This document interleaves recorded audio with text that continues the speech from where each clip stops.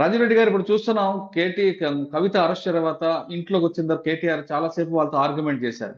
ఆ ఆర్గ్యుమెంట్ లో అసలు ఏమైనా పస్తు ఉందంటారా, లేదు ఏదో టైం పాస్ కోసం చేసినట్టు అనుకోవచ్చు? ఎందుకంటే సుప్రీంకోర్టులో ఈ ఇష్యూ పెండింగ్ ఉంటున్నప్పుడు కూడా ఇది ఈ విధంగా మీరు అరెస్ట్ చేయడం కరెక్ట్ కాదు, రేపు లీగల్ గా మీరు ప్రొసీడ్ అవుతారు, తర్వాత మీరే ఇబ్బందులు ఎదుర్కొంటారంటూ ఒక దశలో కేటీఆర్ ఈడీ అధికారులకి ఒక చిన్న వార్నింగ్ ఇచ్చినట్లుగా అనిపిస్తుంది. మీరేమంటారు?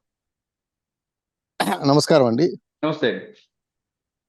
ఇప్పుడు ఇష్యూ ఏంటిదంటే కేటీఆర్ గారు ఏదో క్లిప్ నేను చూస్తా ఉన్నా, ఆయన 2-3 విషయాలు సెర్చ్ కోసం వచ్చి అరెస్ట్ చేశారు, అరెస్ట్ వారెంట్ ఇచ్చారు, ట్రాన్సిట్ వారెంట్ లేకుండా ఎట్లా అరెస్ట్ చేస్తారు అని అంటున్నారు.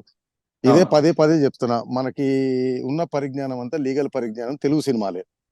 పాత సినిమాలు ఎప్పుడు పోయినా ఇన్స్పెక్టర్ వారెంట్ ఉందా అని ఆయన అనడము, ఈయన కాగ్నైజబుల్ అఫెన్స్ కి సిఆర్పిసి కింద, మీరు పిఎంఎల్ యాక్ట్ కాదు, సిఆర్పిసి కింద కూడా కాగ్నైజబుల్ అఫెన్సెస్ కి ఎటువంటి వారెంట్ అవసరం లేకుండా అరెస్ట్ చేయవచ్చు. మైనర్ అఫెన్సులు, చిన్న నేరాలు తప్పిస్తే పైనుంచి 2 ఏళ్లు ఆ పైన పడే శిక్ష నేరాలన్నిటికీ ఎటువంటి వారెంట్ అవసరం లేదు. నెంబర్ 1. నెంబర్ 2, పిఎంఎల్ యాక్ట్ వచ్చేటప్పటికి స్పెషల్ ఎనాక్ట్మెంట్, సిఆర్పిసి సెక్షన్ దీనికి అప్లికబుల్ కాదు. పిఎంఎల్ యాక్ట్ సెక్షన్ 19 కింద అరెస్ట్ చేస్తారు. సో 19 లో సింపుల్ గా అరెస్ట్ చేసేటప్పుడు అరెస్ట్ చేసే ఆఫీసర్ గ్రౌండ్స్ ఆఫ్ అరెస్ట్ మాత్రమే కన్వే చేయాలి అని ఉంటది. సో గ్రౌండ్స్ ఆఫ్, ఇంకోటి ట్రాన్సిట్ వారెంట్ ఉందా అని అన్నారు. ఇది కూడా ఒక మన దగ్గర పాపులర్ అన్నమాట ప్రజల్లో. ఏ ట్రాన్సిట్ వారెంట్ అవసరం లేదండి ఇండియాలో అరెస్ట్ చేయడానికి. ఎక్కడి నుంచి అయినా అరెస్ట్ చేసి ఎక్కడి నుంచి అయినా తీసుకెళ్లొచ్చు. ఓన్లీ కండిషన్ ఏంటంటే సెక్షన్ 1 మన సిఆర్పిసి ప్రకారం, దీని ప్రకారం ఏంటిదంటే అరెస్ట్ చేసిన 24 hours లోపల జ్యూరిడిక్షన్ మేజిస్ట్రేట్ ముందు ప్రవేశపెట్టాలి. ఓకే, దీనికి ఒక ఎక్సెప్షన్ సిఆర్పిసిలో ఉంటుంది, పిఎంఎల్ యాక్ట్ లో ఉంటుంది. ఒకవేళ అరెస్ట్ ప్లేస్ నుంచి మేజిస్ట్రేట్ దగ్గర తీసుకెళ్ళడానికి జర్నీ కనుకుంది అనుకోండి, ఆ జర్నీ టైమ్ ఈజ్ ఎగ్జెంప్టెడ్. అంతే తప్పిస్తే ఏ ట్రాన్సిట్ వారెంట్, ఈ మధ్యన చూసాం రఘురామకృష్ణరాజు గారిని ఆంధ్ర పోలీసు సిబిసిఐడి ఏదో వచ్చి పట్టుకొని పోతే వాళ్ళ అబ్బాయి అక్కడికి వచ్చి ఎటువంటి వారెంట్ లేకుండా వచ్చారు, లేకపోతే లోకల్ పోలీస్కి ఇన్ఫార్మ్ చేయలేదు, పర్మిషన్ తీసుకోలేదు. ఇండియాలో ఏ జ్యూరిడిక్షన్ పోలీసులైనా సరే ఎక్కడికైనా వెళ్ళి ఎవరికి ఇన్ఫార్మ్ చేయాల్సిన అవసరం లేదు. పర్సన్ అరెస్ట్ చేయడము, గ్రౌండ్స్ ఆఫ్ అరెస్ట్ ఇవ్వటము, తీసుకెళ్లి రిమాండ్ చేయడము, journey time is always exempted. కానీ కొన్నిసార్లు పోలీసు వారు ఏం చేస్తారంటే బాగా డిలే అవుతుంది అని అనుకుంటేనేమో నియరెస్ట్ మేజిస్ట్రేట్ దగ్గర తీసుకెళ్లి అప్పుడు ట్రాన్సిట్ వారెంట్ తీసుకుంటారు. ట్రాన్సిట్ వారెంట్ తోటి రారు. ఒకవేళ సపోజ్ బాగా డిలే ఉంది అనుకోండి, కవితని ఢిల్లీలో ప్రొడ్యూస్ చేయాలంటే అప్పుడు నియరెస్ట్ మేజిస్ట్రేట్ అంటే నాంపల్లి కోర్టుకు తీసుకెళ్లి అక్కడ ఓన్లీ ట్రాన్సిట్ వారెంట్, ఆ మేజిస్ట్రేట్ కి ఎటువంటి అధికారం ఉండదు, ఓన్లీ చెక్ చేసి వారెంట్, ఆ ట్రాన్సిట్ వారెంట్ మీద తీసుకెళ్లి ఢిల్లీలో రిమాండ్ చేస్తారు. బట్ ఇప్పుడు అవసరం లేదు. ఓకే సార్, ఇప్పుడు ఈ కేసులో మనం ఫస్ట్ నుంచి కూడా మాట్లాడుతున్నాం. ఇది పిఎంఎల్ కేసులో ఎప్పటి నుంచో అరెస్ట్ అవ్వాల్సింది, ఈడీ చాలా పిలిచారు, వెళ్ళారు, వచ్చారు, ఫోన్స్ ఇచ్చారు. ఇప్పటికీ దీనికి ఫుల్ స్టాప్ పడినట్లుగా కనిపిస్తుంది. దీంతో పాటు ఇన్కమ్ ట్యాక్స్ సిబిఐ కేసు కూడా ఉంది. దీని కంటిన్యూషన్ లో ఈడీ తర్వాత సిబిఐ కూడా టేకప్ చేసుకుంటుందా?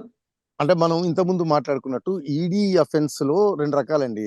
ఈడీ అఫెన్స్ రావాలంటే ఒక ప్రెడికేట్ అఫెన్స్, ఒక నేరం జరిగి ఉండాలి. షెడ్యూల్, పిఎంఎల్ యాక్ట్ లో షెడ్యూల్ ఇచ్చిన అఫెన్స్ లలో అంటే మోస్ట్ ఆఫ్ ఐపీసీ అఫెన్స్లు ఇవన్నీ అనుకోండి, ఒక అఫెన్స్ జరిగితేనే ఈడీకి పవర్ వస్తుంది. ఈ కేసులో ఏంటంటే ఢిల్లీ లిక్కర్ పాలసీలో ఢిల్లీ గవర్నమెంట్ సంబంధించిన కొందరు కరప్షన్ తీసుకొని ప్రైవేట్ పార్టీలకి బెనిఫిట్ జరిగేలా చేసి గవర్నమెంట్ లాస్ జరిగే ప్రెడికేట్ అఫెన్స్ సిబిఐ అఫెన్స్ అండి. అయితే అక్కడ కొద్దిగా అంబిగ్విటీ ఉండాలన్నమాట. అంటే ప్రెడికేట్ అఫెన్స్ లో లేని వాళ్ళని ఈడీ అరెస్ట్ చేయొచ్చా లేదా అనేది. సో దానికి ఏంటిదంటే ఇంతకుముందు మనం చెప్పినట్టు ఒక్కోసారి ప్రెడికేట్ అఫెన్స్ అంటే ఐపీసీకి సంబంధించిన నేరాలు కానీ ప్రివెన్షన్ ఆఫ్ కరప్షన్ యాక్ట్ సంబంధించిన నేరాలు మనం ఉంటాం. కొందరు చేసిన తర్వాత ఆ డబ్బును లాండరింగ్ చేసి దాన్ని దాచిపెట్టడంలో కొంతమంది సహాయం చేస్తారు, వారు దీంట్లోకి రారు. బట్ దాంట్లో ఉండొచ్చు అనేది దానిపైన డెఫినెటివ్ గా సుప్రీంకోర్టు నుంచి లేదండి.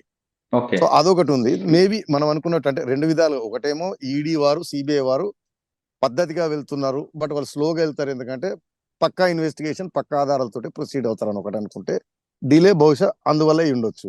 సో వాళ్ళు చూసిన తర్వాత ఈ మధ్యన ఆయన మాగుంట రాఘవరెడ్డి వీళ్ళు కొంతమంది అప్రూవర్ల కింద అయిన తర్వాత వారికి డెఫినెటివ్ ఇన్ఫర్మేషన్ వచ్చిన తర్వాత ఈ మధ్యన సిబిఐ ఛార్జ్ షీట్ లో కవిత గారిని అక్యూజ్డ్ కింద యాడ్ చేశారు. సో ప్రెడికేట్ అఫెన్స్ లో ఆవిడ వచ్చేసింది కాబట్టి ఇప్పుడు ఈడీకి ఎక్కువ ఆధారం దొరికింది to arrest in PML act అని అనుకుంటున్నాను. ఒకటి లేదా పొలిటికల్ యాంగిల్ నుంచి చూస్తే బీజేపీ వారు మరి బహుశా మిస్టేక్ వేసినట్టున్నారు, లాస్ట్ టైం ఎలక్షన్ ముందు అరెస్ట్ చేయకపోవడం. బీజేపీ నష్టపోయింది కాబట్టి ఈ ఎలక్షన్ ముందంటే ఏదో అంటారు కదా, పోయిన దగ్గర వెతుక్కోవడం అని.